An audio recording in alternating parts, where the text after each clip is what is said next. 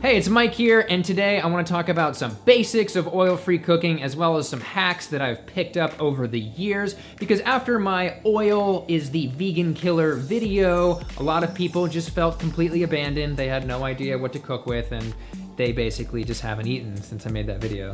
So a lot of people were like, so how do I cook? I've basically been slathering everything in oil my whole life, so what do I do now? And I covered a bit of oil-free cooking in my whole food vegan transition video. You can check that out. But I wanted to go a little bit more into detail in this video in terms of good cookware to use, good habits to maintain that cookware, and just ways to still eat delicious food without oil. It's really important to know the basics of oil-free cooking because basically everywhere you're gonna go, every restaurant is going to be slathered in oil. So if you can at least start by not eating oil at home, you can see some major improvements. I know I did. My acne went majorly down when I stopped cooking with oil. For those of you in which deep frying in oil is the only cooking method you're aware of, let's review some non-oil cooking methods, such as plain old steaming. There is baking, there's broiling, there is grilling, roasting, and my all-time favorite, which in that previous video I referred to as water frying. Some of you said it looked a bit like poaching, which is essentially taking a non-stick, non-toxic pan, then you put a little bit of water in, throw your veggies in, sort of steam until it cooks all the way through, and then wait till the water evaporates, and then you start the grilling, browning process, and that is how you get delicious veggies without oil. And I'll show you a bit about how to cook onions in a second, but first there's another technique which I used on this grilled pineapple lentil burger, which will be in my upcoming cookbook soon, which is essentially grilling without having to fire up a barbecue, this is just pretty obvious. Just take a panini maker and just, you can throw a pineapple in or whatever and just grill it for a few minutes and you get those nice charred lines, which are beautiful and delicious. Another cool technique is air frying. I don't have an air fryer, but it's essentially just a small convection oven that cooks, say, little baked fries in a cage so it gets evenly cooked all around. Another oil-free method of cooking, which I could not live without at this point, is using a programmable pressure cooker, such as an Instant Pot. No, they are not paying me to say that. Those are pretty cool because, for example, you can just throw dry pasta, water, sauce, raw veggies in, and then let it pressurize and cook for about 7 minutes. You come back and it's a complete meal there. It can also do potatoes in about 7 minutes once it's pressurized, and some of those long cooking grains pretty fast, 22 minutes for brown rice, and in that same realm for beans like pinto beans and stuff like that. But let's forget about all these gadgets for a second and just go back down to the easily accessible basics. So how do you achieve the same textures and flavors of frying in oil without using oil, with easily available tools? And the first and most important thing would be get a non-stick pan, particularly a non-toxic one. Really quickly, I want to cover some maintenance points for non-stick pans.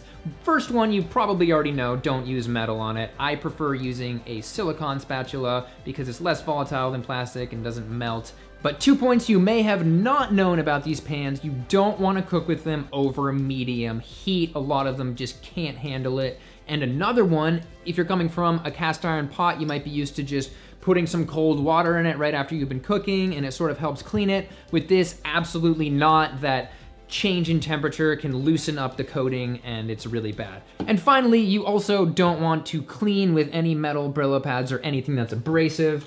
This is an example of what happens when you do all the wrong things.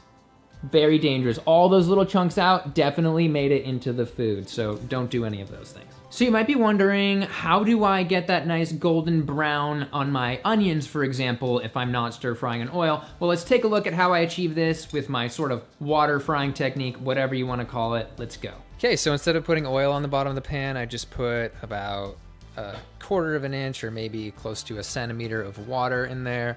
And then I can just throw my onions and my zucchini in and then put it on medium heat. And I've got my non-metal spatula, and so what I'm doing is letting it cook through, and then the water will evaporate and then it'll start to brown. And if you want to get this whole process going faster, you can just cover it and then contain the heat. If you're really skilled, your water will evaporate at the exact moment that your veggies are cooked and translucent, like you can see. But I'm not a master cook and I still got some extra water in there, so I'm just gonna pour it out. So many nutrients lost. All right, so now our veggies are cooked all the way through. There's no more water, and now we are ready to start the browning process.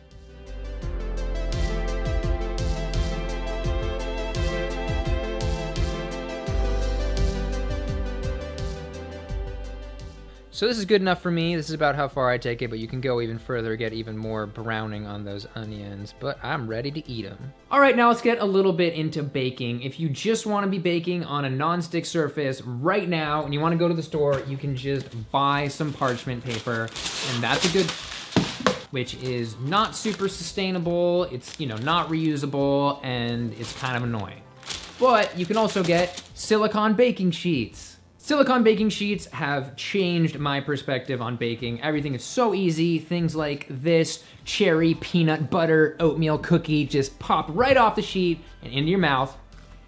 Just be aware that after a couple years of very heavy use, they will get brown like this no matter how clean they are, and the company assures me that it is normal, but these might need to be replaced soon. All right, my final point is a bit psychological, and that is when you go from cooking everything in oil to not cooking in oil, you're probably gonna feel like something is missing. Your body's gonna tell you that there's something not in that food, and it is most likely the super refined fat that you previously slathered on it. The amount of calories that are no longer in there, so just make sure that you are still getting enough calories, and be aware that that's why your body really wants that. It just wants that straight fat. A simple example, French fries with oil could have up to 50% more calories per bite than a baked fry, and your body is gonna know. Finally, so you know exactly what I'm talking about, I have added a oil-free cookware page to plantspace.org. There will be links to these various products, and you can click on them, which helps support plantspace.org in terms of the monthly costs and stuff like that. All right, so that's it for today. I hope you learned something. If not, you're already a master of oil-free cooking. Maybe I'll have to do an advanced oil-free cooking video later on. If you are a master of oil-free cooking, I get a lot of questions about good oil-free salad dressings because most of them are oil-based, so let us all know down below what your favorite oil-free